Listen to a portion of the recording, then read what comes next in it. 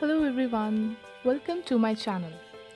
Guys, today we are going to understand a poem named The Shed, written by Frank Flynn.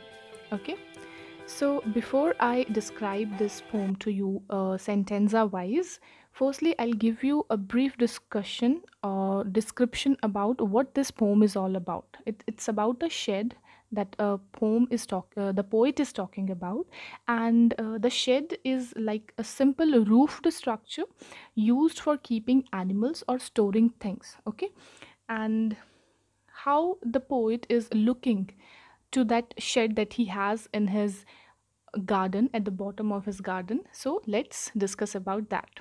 Okay, so let's start. The first paragraph says, there is a shed at the bottom of our garden with a spider's web hanging across the door. The hinges are rusty and creak in the wind. When I'm in bed, I lie and I listen, and I'll open that door one day. So here the poet is trying to say that there is a shed at the bottom of our garden. यहाँ पे एक shed है हमारे garden के bottom में, with a spider's web hanging across the door. और उस shed के door के पास में एक मकड़ी का जाला जो है वो लटक रहा है. The hinges are rusty and creak in the wind. Hinges होते हैं joints, वो joints जिससे दरवाज़ा जो है वो जुड़ा होता है. So उसके जो hinges हैं वो rusty हैं, उनमें जंग लग गया है, वो rust से लगे हुए हैं. And creek in the wind, और जो अभी हवा चल रही है उसमें एक अजीब सी स्क्वीकिंग साउंड है, क्रीक वाली साउंड आ रही है. And when I am in bed I lie and I listen, और जब भी मैं अपने बेड पे होता हूँ मैं इस आवाज़ को वहाँ पे लेटे लेटे सुनता हूँ. I open that door one day, और मैं अपने माइंड में ये सोच रहा होता हूँ कि एक ना एक दिन मैं उस डोर को, उस शेड के डोर को ओपन ज़रूर करूँगा. The next para says, there's a dusty old window around at the side, with three cracked panes of glass. I often think there's someone staring at me each time that I pass. I'll peep through that window one day. So then the poet says there's a dusty old window around at the side. कि उस shade के around एक dusty old window है, एक ऐसी window जिसमें dust जमा हो गई है, और वो काफ़ी ओल्ड है बिकॉज वो शेड काफ़ी ओल्ड है. With three cracked pans of glass, और उस विंडो के जो पैन्स हैं, पैन्स होते हैं शीट्स ऑफ ग्लास, वो उसमें से तीन जो हैं वो आधे आधे या आधे अधूरे टूटे हुए हैं. I often think there's someone staring at me each time that I pass. और जब भी मैं उस विंडो की तरफ से या उस शेड के आगे से गुजरता हूँ, मुझे ये फीलिंग आती है कोई ना कोई मुझे वहाँ से स्टेयर कर रहा है, मुझे वहाँ से घूर रहा है. I'll peep through that window one day. और मैंने ये सोच लिया है कि एक ना एक दिन मैं उस विंडो के अंदर झांक कर ज़रूर देखूंगा. The next para says, my brother says there's a ghost in the shed who hides under the rotten floorboards, and if I ever dare to set foot inside, he'll jump out and chop off my head. But I'll take a peek one day. Now, in the next para, the poet is saying that my brother says there's a ghost in the shed. कि मेरा भाई मुझे ये कहता है कि उस shade के अंदर एक घोस्ट रहता है, एक भूत रहता है.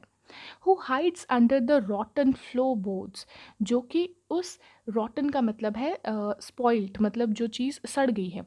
वहाँ का जो फ्लोर बोर्ड्स हैं, जो नीचे की, जो शेड की नीचे की फ्लोर्स हैं, वो उसके नीचे रहता है. वो जो घोस्ट है उसके नीचे छुपा हुआ रहता है. And if I ever dare to set foot inside, और अगर कभी मैंने हिम्मत कर ली, dare means to be the act of being courageous. So अगर मैंने कभी ये हिम्मत करके उस शेड के अंदर पैर रख दिया, he will jump he will jump out and chop off my head, और वो वहाँ से बाहर निकलेगा जहाँ वो छुपा हुआ है, और वो मेरा सिर जो है वो काट देगा. He will chop off my head. But I take a peek one day, पर एक ना एक दिन मैं ज़रूर उस शेड के अंदर झांक कर देखूंगा, ये मैंने सोच लिया है. And in the last para it says, I know that there isn't really a ghost. My brother tells lies to keep the shed for his den. There isn't anyone starting or making strange noises, and the spider has been gone from his web. Since I don't know when, I'll go into that shed one day soon, but not just yet. So, in the last para, the poet is saying, I know that there isn't really a ghost. मैं जानता हूँ कि उस shade के अंदर सच में कोई ghost नहीं रहता है. My brother tells lies to keep the shed for his den. और मेरा भाई जो है वो स्टोरीज बनाता है, मुझे घोस्ट की स्टोरीज सुनाता है, क्योंकि वो शेड वो अपने लिए रखना चाहता है, वो उस शेड को खुद के लिए यूज़ करना चाहता है. देर इज़ंट एनी वन स्टेयरिंग और मेकिंग स्ट्रेंज नॉइजेज. वहाँ पे कोई घोस्ट नहीं है जो मुझे स्टेयर करे, जो मुझे घूरे या फिर अजीब सी नॉइजेज निकाले. And the spider has been gone from his web. और जो स्पाइडर है, जो उस मकड़ी के जाले में स्पाइडर रहता है, वो वहाँ से जा चुका है. Since I don't know when, पर मुझे नहीं पता कि कब. I go into that shade one day soon. एक दिन ज़रूर ऐसा आएगा, जो कि जल्दी ही आएगा, कि मैं उस शेड के अंदर जाऊँगा. But not just yet. पर शायद अभी ना जाऊँ, पर एक ना एक दिन मैं ज़रूर उस शेड के अंदर जाऊँगा. So, this is the poem written by Frank Flynn, The Shed. So, guys, I hope that you understood each and every para of this poem and you liked it. And if you did, please hit the like button and subscribe to my channel. I'll be meeting you soon with my next video.